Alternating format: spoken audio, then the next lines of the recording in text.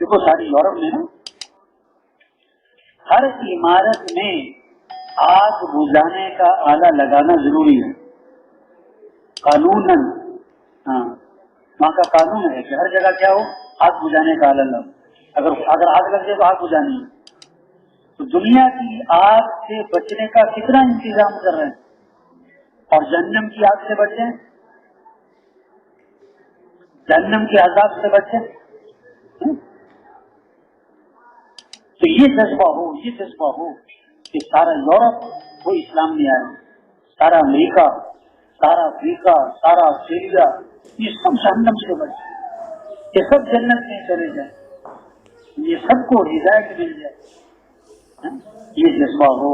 اور آج تک ہم سے اس محنت میں جو غفلت ہوئی, کسی کی زندگی کے 40 سال گزر گئے, کسی کی زندگی کے 50 سال گزر گئے, صلاحیتیں غلط جگہ لگ گئی. کہاں لگ گئی؟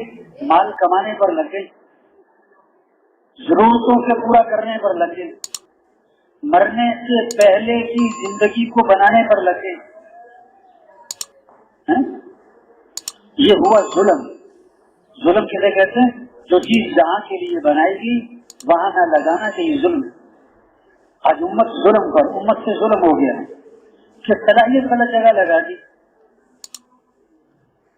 اور ظالم کی دعا قبول نہیں ہوتی. جب امر کے معروف چھوڑ دیں گے, نہیں عن منکر کو چھوڑ دیں گے, پھر دعائیں مانگیں گے اور دعائیں قبول نہیں ہوں گی.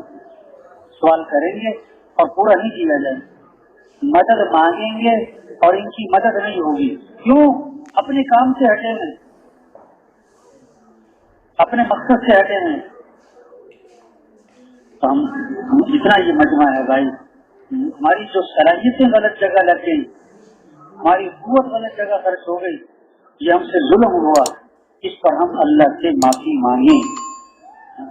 اور آئندہ کی جو زندگی باقی ہے اس کے بارے میں عزم کر لیں کہ بقیہ زندگی کو دین کے پھیلانے پر لگانا ہے انشاءاللہ.